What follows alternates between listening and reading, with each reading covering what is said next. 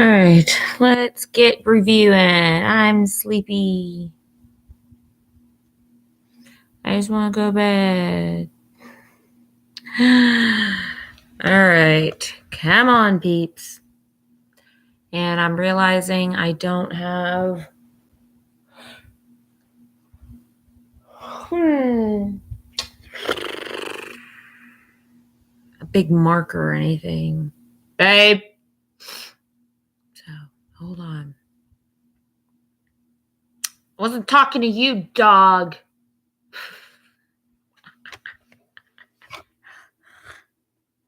Bobo.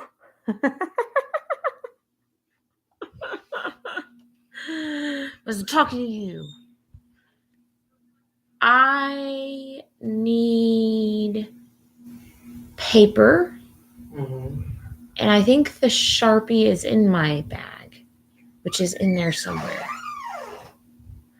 Okay, can you do problem 9 on the worksheet and the number 7 on the review, please? I thought your son was going to stream Fortnite first.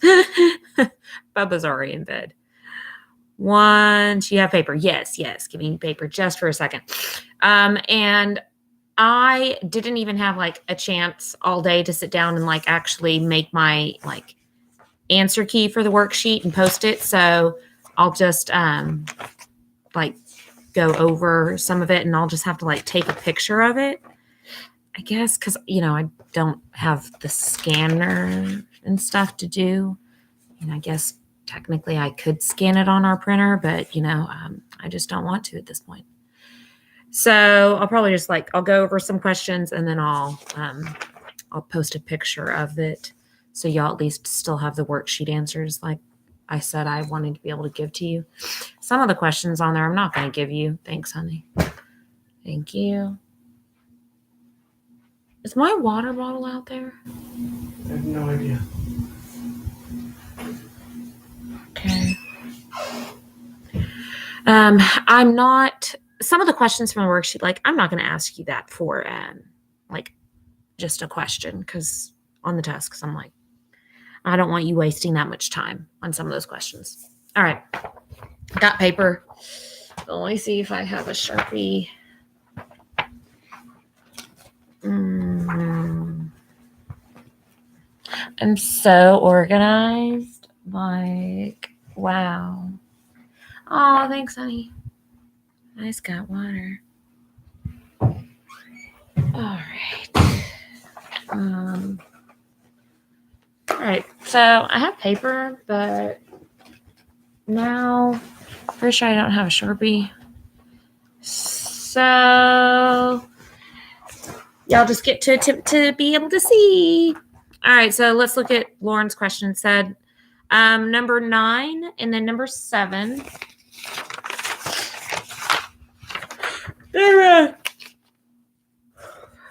For that one, guys, number 9 is a linkage map, but on this one, you specifically had to do the COV and then kind of do linkage map in a way, in which I said I was going to keep those separate. But guys, all you're doing on number 9 for the worksheet is finding the recombination or fruit flies from the parents. And so the recombination from the fruit flies of those parents would have been gray normal and the black vestigial from those parents. And so you just find each of those percentages. So you would take the gray normal 250 and divide that by the total. Take the black vestigial 250, divide that by the total.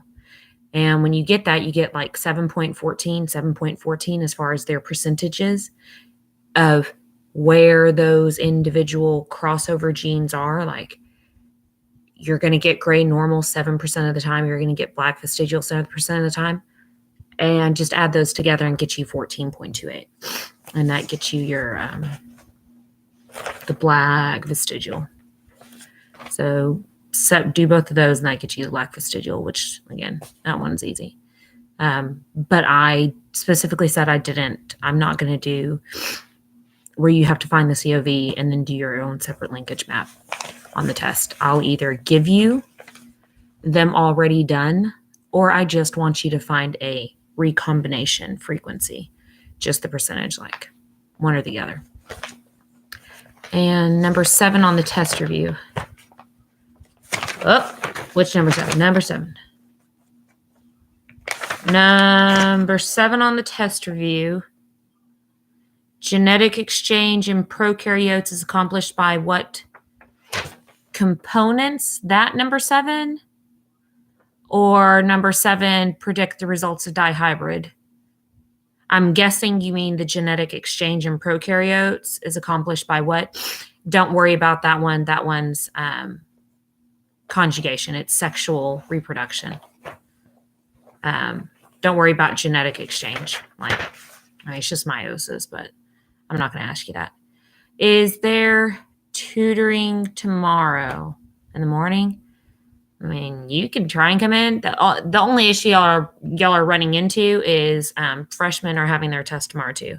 So some of them are probably going to want to try and come in too. So it would just be one of those, you answer a question, you ask a question, they ask a question, back and forth. Did I paint my room? I did. I painted my room over. This girl got like crap done over Thanksgiving break. So painted the bedroom, right? Painted, redecorated, right? Moved the bed, moved the mirror, redecorated. Yeah, I know. And that's just like, and I redid the guest bathroom too. And all right, is number 3 on the worksheet an addition or just a 16-box Punnett? Wait, am I dumb or did that make no sense? It made sense, but when you're doing when you're looking at a 16 Punnett square, you're doing law of addition. So it's one of those, if you're having to do a big Punnett square, you can make your life simpler and just do multiplication. So number 3 on the worksheet. On that one, you don't even have to, it's just asking what progeny would you expect? So what offspring? Like, what are the possible offspring combinations you would get? So on 3A, the only combination you could get would be a heterozygous for a P and a heterozygous for an S. Like, that's the only offspring you can get from 3A. And then your 3B, you can get heterozygous for the P, heterozygous for the S. Or you can get homozygous recessive for the P and heterozygous for the S. So you don't even have to do a Punnett square or really anything. It's just you're looking for the combinations. That's all it was. Are you saying the freshman important? Always, Walker, always. No. But you know what would happen if I ignored them on test day 2? Your mommy's and daddy's freshman year would have been all on me then too. So we're going to have to balance, okay? Balance, people. Can we go over the difference between penetrance and expressivity? Yes. Sorry, we do 7 with the Punnett square. What is true breeding, pure breeding? Okay. Alicia, let me get to your definitions. Lauren, I'm thinking you mean number 7 from the test review with the Punnett square. Stay in phenotypic. Where it's asking you to do the F2 generations using the Punnett square, that's where you're doing the 2 monohybrids and you're just multiplying. That number 7, you're just going to do the law of multiplication to find the F2 generation. It's just, that's just a generic question saying, can you do a dihybrid cross using this? Okay. So let that sink in for just a second and then see if you still have a question. All right, Alicia, penetrance versus expressivity. Penetrance is how much, like if you're looking, you can look at penetrance as an individual, or you can look at penetrance as a population. Okay. So either way that you want to look at it, how much is that disorder or trait showing up in that individual? Okay. So people who have sickle cell anemia, they do not have total penetrance because not absolutely every single red blood cell in their body is sickle shaped. They have this disorder, which means that they should have sickle shaped hemoglobin, but not absolutely every cell is. Okay. But Down syndrome, an individual who's diagnosed with Down syndrome has total penetrance because they are being affected no matter what by trisomy 21. Okay. You can't have a varying, and here's where I'm going to blend these two words together. In your penetrance, it's how much is that disorder actually showing up in an organism. And then depending on how much it's showing up, how many different ways is it showing up? Expressivity. So Down syndrome is total penetrance. It's going to show up no matter what. You can't have partial Down syndrome. Okay. Just but with sickle cell anemia individuals, you don't have every single cell being affected. But then Down syndrome, sickle cell anemia, cystic fibrosis, all of those have high expressivity. So they're showing up in an individual. How often are they showing up? Penetrance. And then to what degree and how many different ways are they showing up? Expressivity. Okay. Let that sink in, and then I'll come back to it if you need some more. Okay. True breeding and pure breeding. Potato, you're saying the same thing. All that is it's controlled genotype. So that's Mendel when he he cut off the stamen from the flowers so that they couldn't self-pollinate and stuff. That is, he was working with true breeding or pure breeding plants. And specifically, when you're looking at true breeding or pure breeding, that also means that you're looking at homozygous. So homozygous purple, not heterozygous purple. Like there's no recessive in there versus homozygous recessive white. Okay, those would both be considered pure breeding plants because they have no additional allele versions inside their genes. There's no potential contamination in a way. Law of independent assortment versus law of segregation. Both of those you're going to see happen. Okay. Law of segregation, let me see if I can. In law of independent assortment occur meiosis 1 and meiosis 2. Like you'll see them happen both. It's just, what is it affecting? Okay. So,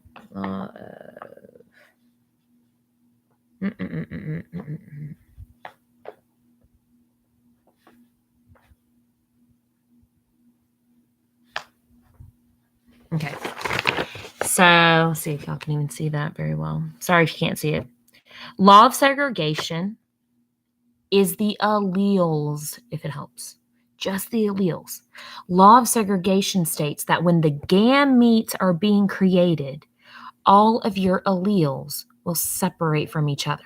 So if you're heterozygous for something, if you're heterozygous for earlobes, your gametes are going to get one allele versus the other allele. They're going to all separate from each other. So really, you can kind of think of law of segregation really is meiosis 2. It like really is, because it's when they actually separate in their gametes. While the law of independent assortment is the chromosomes have nothing to do with each other for one gene and the other. So up here in the meiosis 1, you have chromosome, number 1 and chromosome number 2. Okay. In the law of independent assortment, chromosome 1 has no influence on chromosome number 2. So just because this one came over here into this cell, it didn't tell number 2 it had to come over here, because all genes independent and assort separate from each other. Like they're all independent from one another. They cannot influence each other. So you can kind of think law of independent assortment is kind of like the meiosis one when homologous chromosomes separate from each other, while segregation is the alleles of a gene separate from each other. All right. Can you please go over the difference between law of segregation? Oh, just did. Coop. Hopefully that helps. Nobody calls you Coop, do they? That's just weird. That sounded weird. Okay, Lauren. So again, number 7, all it is, it's Punnett square. Like, can you make your monohybrid Punnett squares and do a law of multiplication? Okay, so on, let's see, like on number 4 on the worksheet, that one you're having to do a law of multiplication on A, and then you have to do a law of multiplication and then addition on B. Like, if you're comfortable doing both of those, Lauren, then you should be good on that kind of question. Okay. Is number 2 on worksheet 50%? Close. It's hard only because it's worded really weird. It's kind of that's number 2 on the worksheet is kind of one of those situations where it's like when you're just focusing on the male or just focusing on the female offspring. When you're looking at this question, you're focused only on the colorful plant. So the colorful plant, when you do this, let me go ahead. So you have a 3 to 4 and a 1 to 4. So if you have a 3 to 4, then that means that those are your offspring. Homozygous dominant, heterozygous, homozygous recessive. So it asks you just for colorful, which means you essentially don't look at that one at all. So now you're only focused on those 3, right? And it asks you what's the probability that both phenotypes will show up out of self, and it says if they were allowed to self-fertilize. Well, if you self-fertilize this guy, you're only going to get the dominant trait. So actually that guy's out too. So the only ones that you have left are these 2 out of 3. So it ends up being 2/3. So really close, Patrick. It's just, if it's not, I'm screwed. Why? Why? Because you looked at it as out as all 4. You just have to look at it as out of the colorful ones. When are you going to post the answers? You missed it, T. I left before I could do the worksheet or anything. So I got it all here. It's all like kinds of fun scribbled ugliness. So what I'll do is I'll just take pictures of them with my phone, and I'll probably just send them through Remind or something. That'll actually probably be easier for me to do. Okay. So, but yeah, I just need to make them easier because I don't know that you can really read that very well. Okay. What else? So be able to do just basic Punnett square, law of multiplication, addition. That's kind of big. There is a question. Which one is it? Oh, number 1. Isabel came in and we were looking at a couple of the questions, right? And number 1, I probably need to do this just for the future. But the one thing that I'm just going to go ahead and let you know, you're going to want to be able to try and do, wink, wink, wink, wink, wink, is if you look at number 1, all it was a Punnett square. Nothing special about it. Just, can you figure out with that piece of information the parent genotypes and F1, right? And so all it was the parents was homozygous dominant, homozygous recessive, and then the F1s were heterozygous. Woo! Okay. But then I gave you numbers, 401 and 131. Now, if you're thinking about it kind of like in this biology sense, what could I potentially have you do with numbers of a population? Chi-square, right? So that's going to be that next like push, right? That I didn't put on there. I'm just letting you know, you're probably going to have something like that on there. Wink, wink, wink. Where you just do the observed minus the expected, right? So because when you do a Punnett square, the observed is what I gave you in the problem. So number one, I give you 401 and 131. But the expected would be, what would a Punnett square give you, right? And if the Punnett square gave you something, then that becomes your expected value, and you just push that forward. You get your formula sheet, Patrick, just like you would on any test. You don't get a cheat sheet. Nope. Nope. Nope. What else?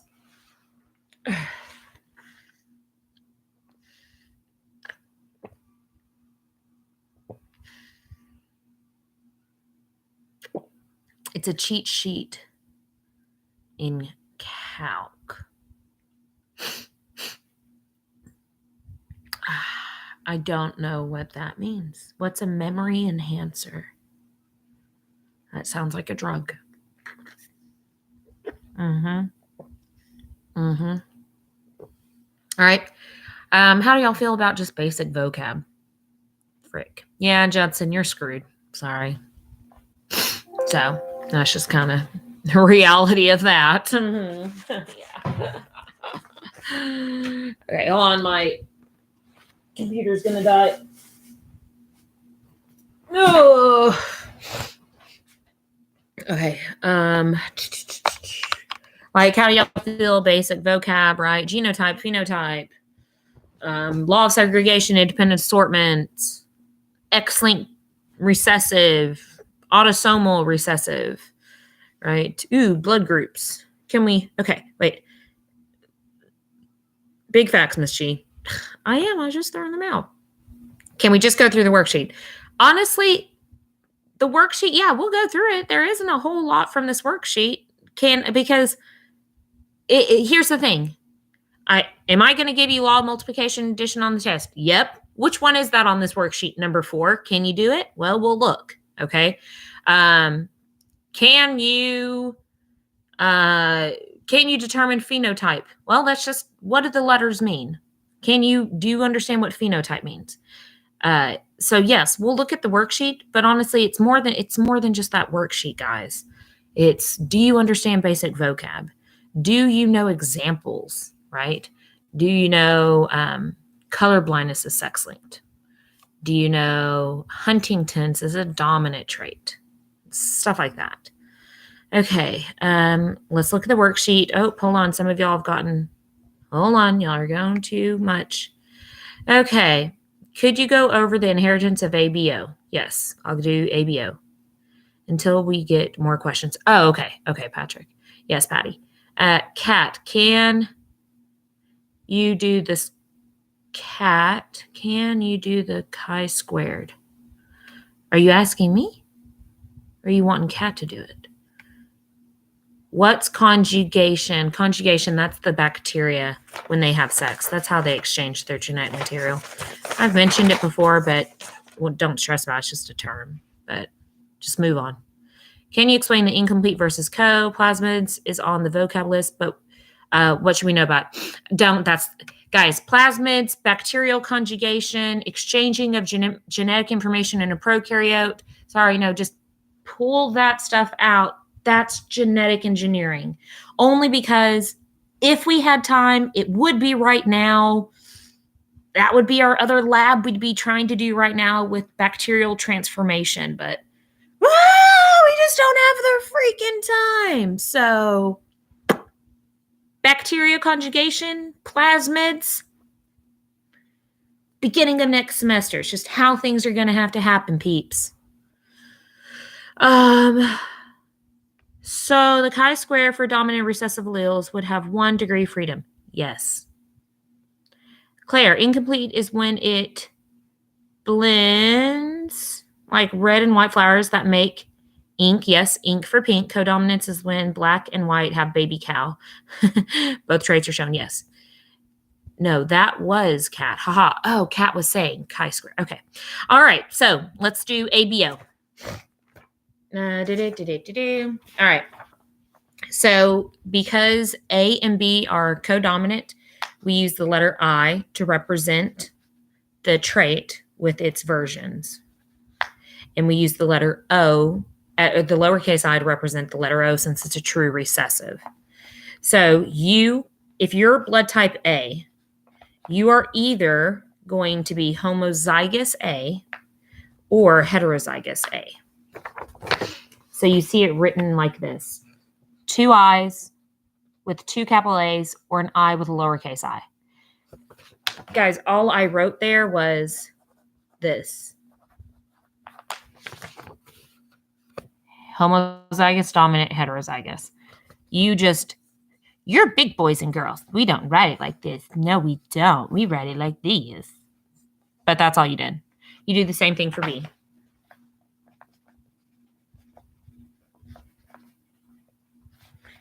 Okay, AB. Since AB is an example of codominance, you just write them together since they both get expressed at the same time.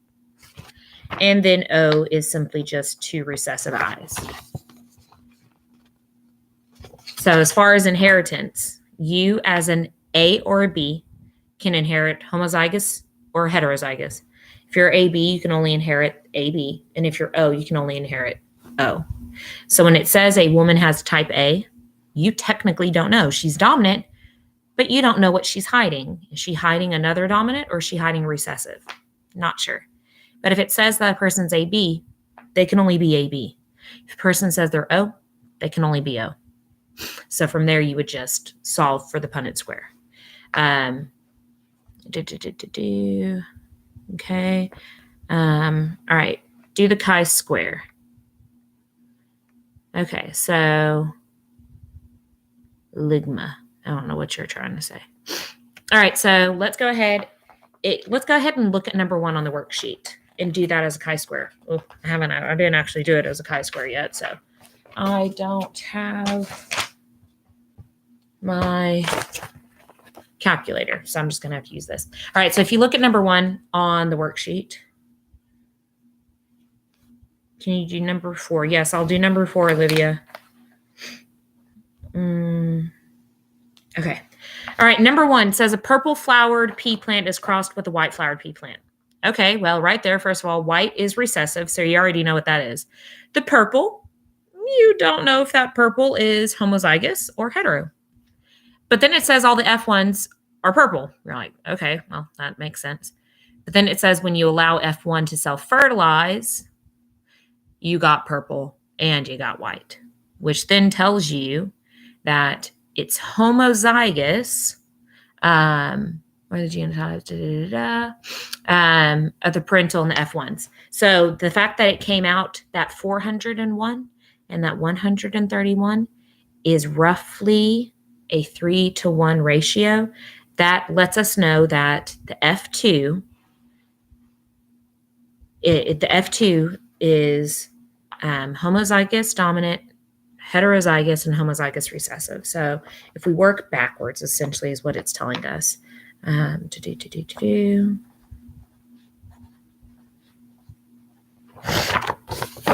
This is what the numbers told us, that we have roughly 400 of these and we have 130 of these. So if that's the case, then we get to work backwards. Yeah. And then, because if our F1s were allowed to self-pollinate, the only way that you can self-pollinate a flower and pull out recessive is if it was hiding recessive, meaning that the F1 was actually heterozygous. So if F1 was heterozygous, that's because it got crossed with its parent, which was white, and its parent, which was purple. So if you go backwards, it said you had 400 something purple and you had 130 something white. And The only way that you can show up purple and white is if that white is from each parent. And the purple has to be from each parent. So that told us that the parent was heterozygous. So if that was our F1s, heterozygous, that means that you had a white parent. It told us that we had a white parent in the parental generation, gave an allele to each, which was the purple. So this was just Mendel's true breeding plant, crossed, allowed to self-fertilize, and then made the 3-to-1 ratio. So if you do that, what you're getting is observed population of 401 and 131. Okay, versus our expected. Now, remember to do a chi-squared. If you're looking at observed and expected, one of the first things you have to do is figure out how many are we looking at? Like, what is our total population? So take your 401 and 131. Okay, you get a total population of 532. So that's how many you're dealing with. Now, according to the Punnett square, I should be getting 3 out of 1 from that 532 as dominant. So I should be getting 75% out of 532 individuals expressing the dominant trait. So I'm going to take that 532 and multiply that by 75. Again, I know it's 75 because according to the Punnett square, I'm supposed to be getting 3 out of 4. So when I multiply 532 by 75%, I get 399. Okay, ooh, that's pretty close, all right? And then 532 times the 25%, I should be getting 133. So 133 and 399, I'm pretty close to the expected value. So right there, I can already tell you my chi-square is probably going to be really low. So I've got my expected, I've got my observed, right? And then plug that into your chi-square. This is where I always have to remember chi-square. Do we have our square root? I think we do. Square root sum of the square, the sum of them, observed minus expected squared, divided by expected. I just cannot remember if the square root is underneath it. Nobody happens to have their chi-square in front of them, do they? Ha. On. Can't remember if the squares on the outside or just on the top. Points for whoever has it memorized. No square root. No square root. It's just the sum of. Ha ha. Okay. No square root. Sorry. Just the sum of it. All right. So take your observed minus expected. All right. Sorry. I was double checking. Okay. So you've got your chi-square. Observed minus expected squared divided by your expected value. So we only actually have to do this twice because we're only looking at 2 traits. So I'm going to take my 401 minus 399 divided by 399. I'm going to square the top of it, though.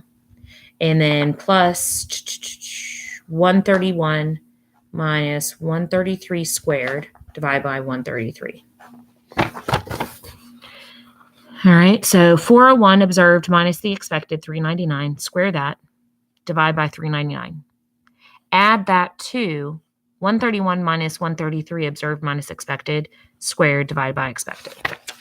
When I do that, what do we get? Again, I didn't already have this done, so.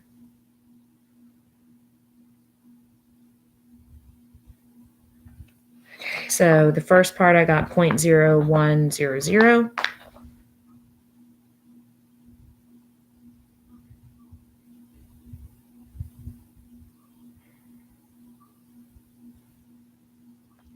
And the second part I got 0.0300. Again, anyone's doing this with me, double check me. by all means. So I get, when I add those two together, I get a 0.04 chi-square value. I would then look on my degrees of freedom probability. Since I only had to deal with 2 traits, then my degrees of freedom is always -1.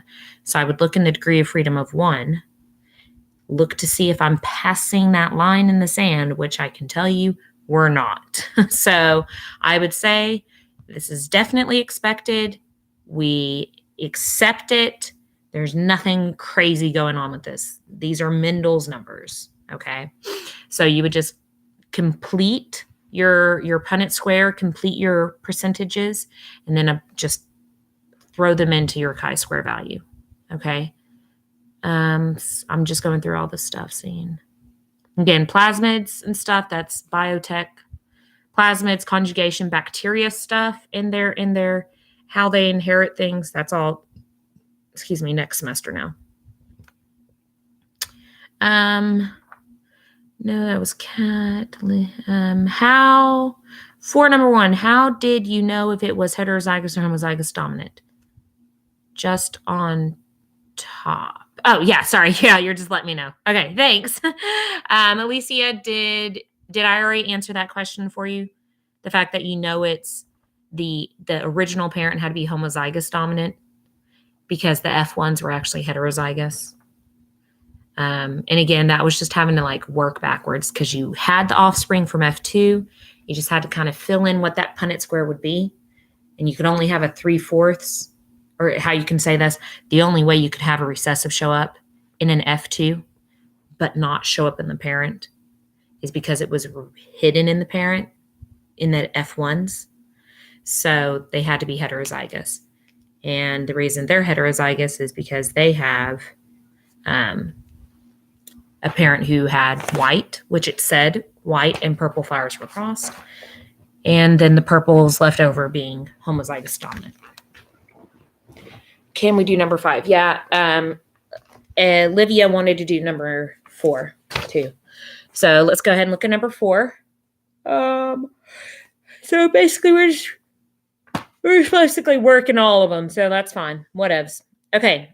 If you look at number 4, it says that you have 2 heterozygous, triple heterozygous individuals that you cross with each other. So you have hetero A, hetero B, hetero C, crossed with hetero A, hetero B, hetero C.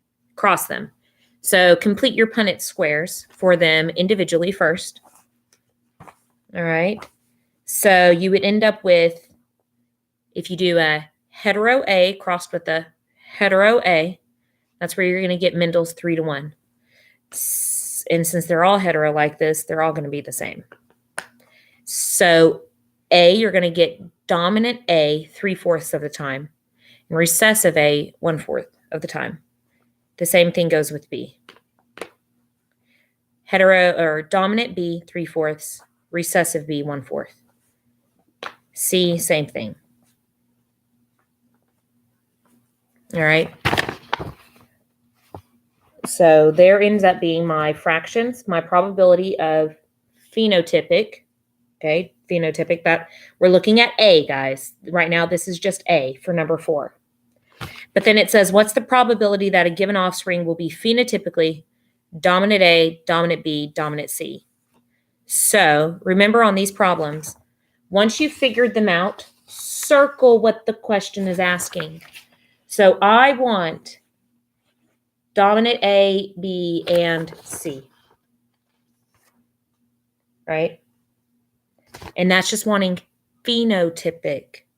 So I'm not trying to find the genotype, saying, oh, I want this kind of heterozygous genotype for A. No, it's just saying, I want to express dominant. So all I'm looking at is just the letters. I'm not looking at how many are homozygous, how many are hetero. So I just take 3/4 times 3/4 times 3/4. So that becomes your law of multiplication, because all you're saying is, what's the probability if I get offspring that's a dominant A and a dominant B and a dominant C, right? There is no or here because it's not asking me to find this genotype version and this genotype version, but it can also come in this version or that. So it's only, you stop at law of multiplication. So this is all it's asking for. I have this, and I have this. I do not care what these letters are. This is all I'm wanting. And so when you find that, it's just 3/4 times 3/4 times 3/4, which is 27/64. 27/64, yeah. And then reduce that. I don't know, reduce it yourself. Okay. All right, so that becomes A. 3/4 times 3/4 times 3/4, 27/64. T, what's our reduction? I don't know, T. Come on, T. Come on, T. What's our reduction? My dog thought I was snapping at them. Okay, and then 4B.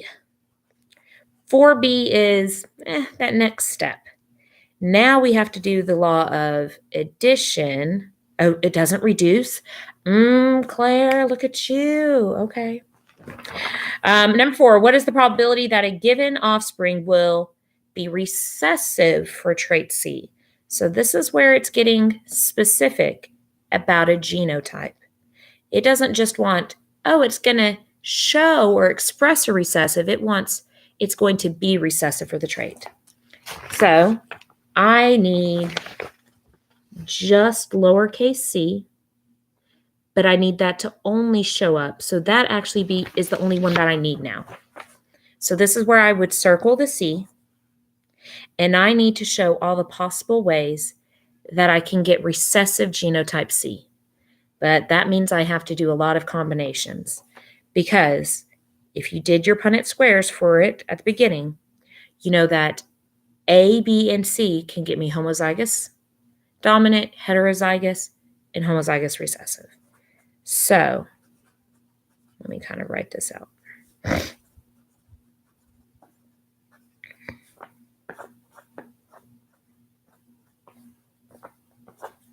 Okay.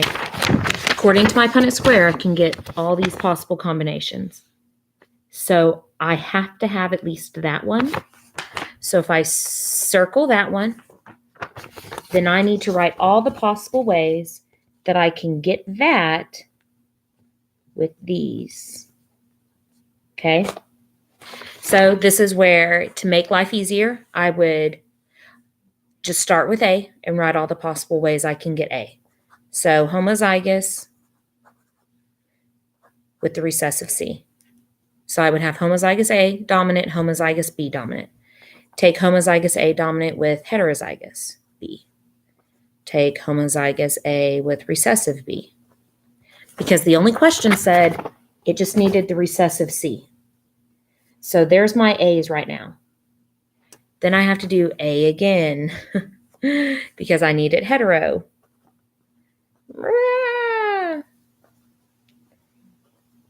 Okay. So I have to do the hetero one too. So now I've done hetero A with all the possible B's. And then the last one I can do is recessive A. So recessive A gets me another one. Okay. So I have done all my A's. And here's the thing. If I attempt to do, let me see, 1, 2, 3, 4, 5, 6, 7, 8. And I think that's all of them. Yeah. Okay. Now that's how you attack these. Find what you're needing.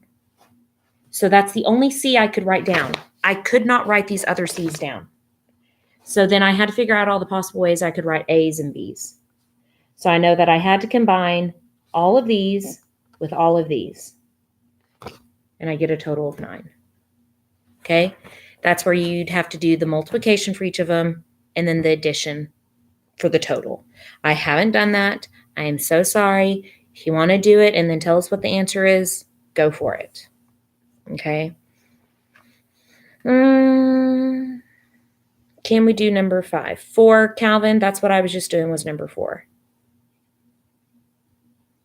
Okay, number 5. Number 5, just pedigrees. That's all it wanted. So on the pedigree questions, first of all, the tricks you need to remember. Does it show up in every generation? If it does, you're probably looking at dominant. That's not a guarantee, it's just a probably. Is it skipping generations? Now you're looking at, that's kind of a definite recessive. But a lot of times when it comes to pedigrees, it's just playing with the letters, like, can this actually happen? But here is the one that is guaranteed. If you look at look at generation 2. Do you see how you have, do you see how you have generation 2 parents right here that somehow got shaded children? Guys, that can only happen if it's recessive. That's it. Because what you're saying is it's hidden in the parents, but showed up in the children. Because the parents' recessives came together. So they're hetero. These children are recessives. So this becomes an autosomal recessive trait. And the only reason I'm saying it's autosomal is because as of right now, it's even between male and female. Over here, same thing happened. You had unaffected parents having an affected child. Because it's only a male and this one's only a male, we're going to say it's sex-linked recessive. And then down here, it's showing up in each generation. So ding, ding, ding, we're probably looking at dominant. And in this case, for you to have shaded children coming from at least a shaded person, here, the only way unshaded can happen is if that dominant person is actually heterozygous. Okay? So that ends up being the autosomal dominant one. All right? That shaded offspring coming from unshaded parents, that's your key. That's like the big kicker. Do you see that happening? If you do, ding, ding, ding, it's recessive. Everything else kind of points to dominance. Okay, we did number 6 and 7 in class, so hopefully y'all are good on that one. Number 8 is really easy. I can go ahead and show you number 8 real quick. Could you hold the paper back up real quick?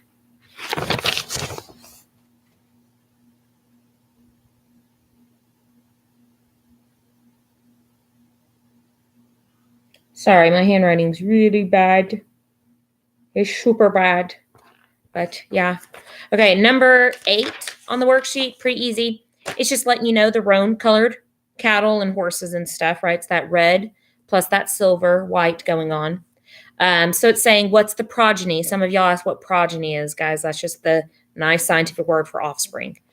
So what progeny will roan cattle? So roan is, again, this is an example of codominance. We're going to use a base letter. So I'm going to use the letter C, and I'm going to superscript the actual color. So roan would be an RW. So C to an R, C to a W, is crossed with a white cattle.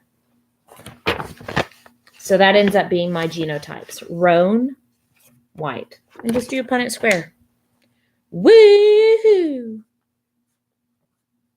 Yeah, this is like middle school, huh? It's like so easy. The superscripts stay with their letters. And the question just says, what progeny will roan have if bred to a white short hair? Oh, what progeny? So I was just asking what progeny. So you end up having 50% roan to 50% white. Because when you complete your Punnett square, you got 2 RWs and 2 WWs. So 50% roan, 50% white. And that was that. Yeah, let me pull up, see if there's anything that stands out on the test review I can look at real quick for you. Again, Punnett squares. Like, can you do Punnett squares? That's a big, big thing. the terms pleiotropy, epistasis, polymorphic. Well, not polymorphic. I'm not going to ask that one. Polygenic, multiple alleles, right? The only difference between that, a multiple allele is a single gene, such as blood type, has more than one allele. Polygenic, such as hair color, eye color, height, and intelligence, are controlled by more than one gene found somewhere in our DNA. Okay, number 9 again. It made no sense last time. Okay, all you're doing on that one is you've got your number of offspring. You identify who is a recombinant from the parents. So in this case, our recombinant is gray, normal, and black vestigial. So I'm just focused on those 250s. So I take their COV. So 250 divided by the total, I'm reading it backwards, 3,500. So the 250 from the gray normal divide by 3,500. The 250 divide by black vestigial, 3,500. And you get a 7%, 7%. Add that up, and your total ends up being 14.28. Okay? Those are recombinant just because that is what the parents we started with. So we started with these parents. Recombinant is how did those separate? So what are your offspring? For ours, I will, if I give you that, the fruit flies, which you're going to get fruit flies because they're the model organism. I'll probably just start with pure purebred. So this and a this and a this and a this. And then I will give you the same kind of numbers or something. And I'm just going to stop at the frequency. So you just have to add up the recombinant. But yeah, you know that those were the recombinant because they're different from the parents. That's what you're always looking for.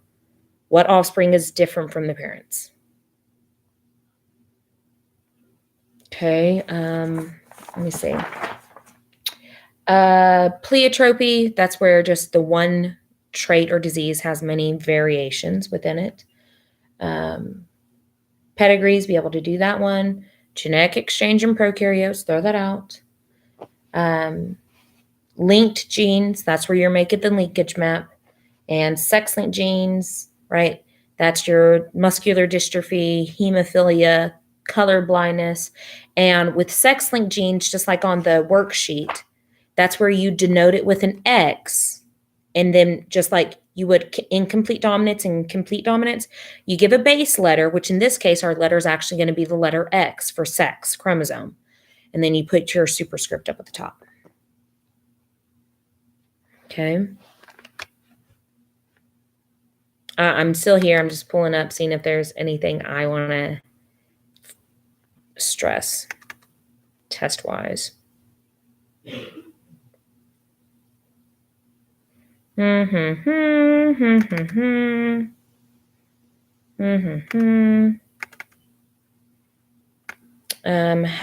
do we distinguish male and female from the recombination? That would have to end up being given to you. I know on the question it says the true breeding parents are given together with accounts of offspring of a cross between F1. That's just like being told that the F1 male females with the male If I wanted you to just look at a male or female, that's because we're looking at a sex linked, such as white, right? The white eyes in fruit flies. And I would be telling you, these were the males and these were the females, right? And then you would do their COV of just their sex if we were looking at sex-linked trait.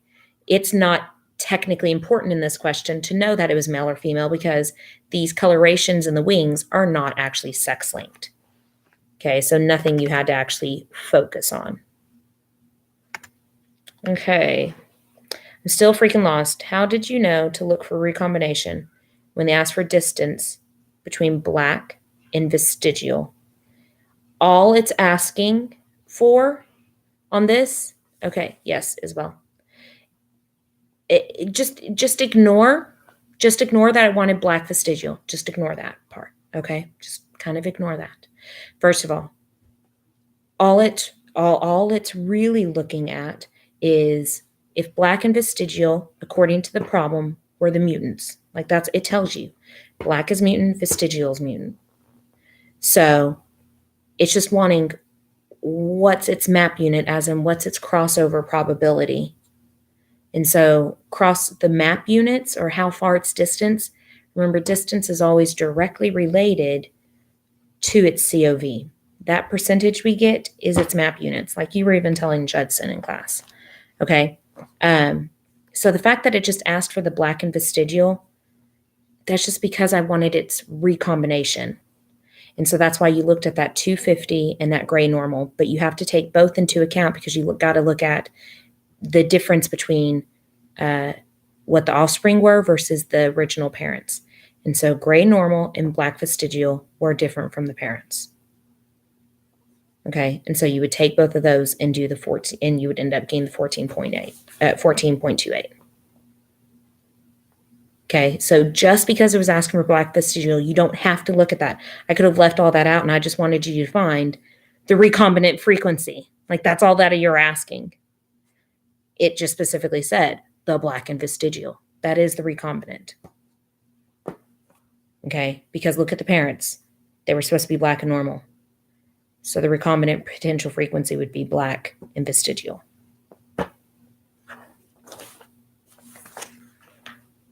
Okay. See, I'm looking at the test review, seeing if there's anything else I can pull from there to answer for.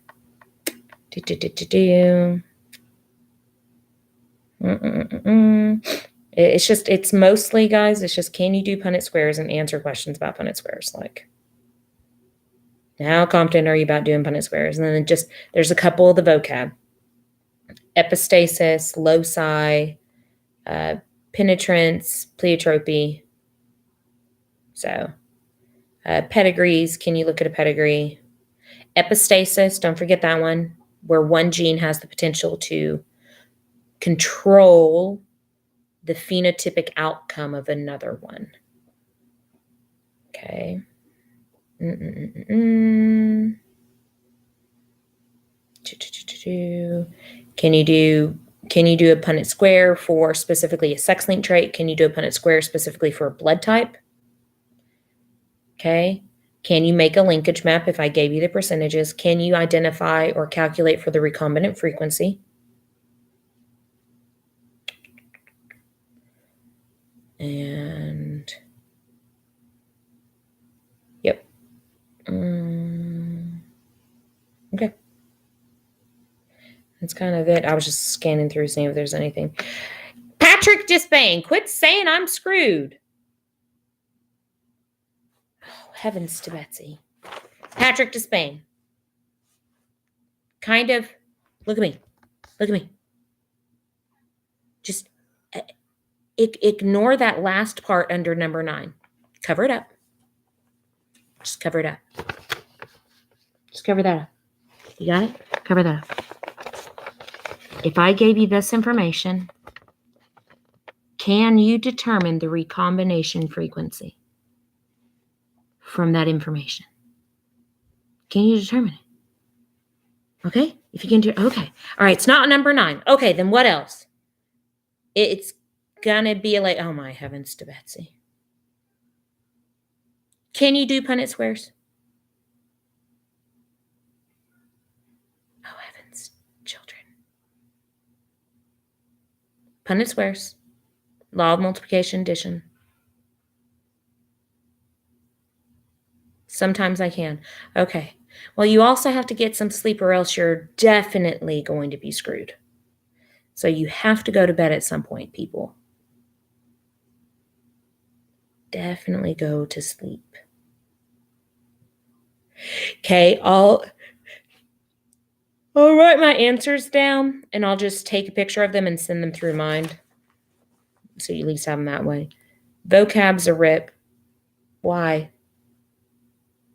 I know some of them, they sound kind of close or similar, but there's keywords that kind of stand out with all of them.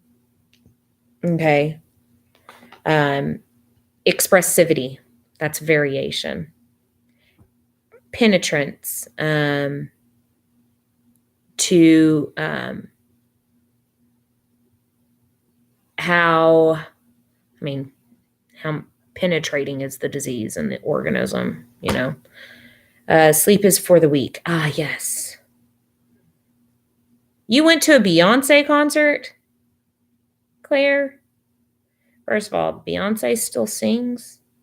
She still travels. It's not like I actually care, but interesting. Okay. Are there any other questions? I'm going to write the answers and send that picture just so you at least have the worksheet answers. Bozeman's up. Test review's up. Due 3 months ago.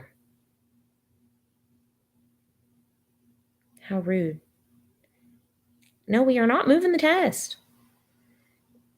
What? Rude because I didn't think Beyonce still sang or traveled? Well, I don't. Obviously she does. Does she make new music?